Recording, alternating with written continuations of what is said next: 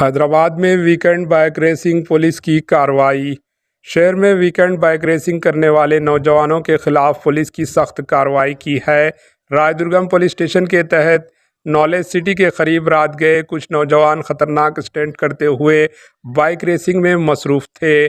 Police نے بروقت کارروائی کرتے ہوئے رات کے وقت 10 بائیک سواروں کو گرفتار کیا۔ ان کے پاس سے 10 ریسنگ بائیکس بھی ضبط کر لی گئی اور اس سلسلے میں مقدمہ درج کر لیا گیا۔ شہر میں بڑھتی ہوئی بائیک ریسنگ کی وجہ سے راستے سے گزرنے والے لوگوں کو مشکلات کا سامنا کرنا پڑ رہا ہے۔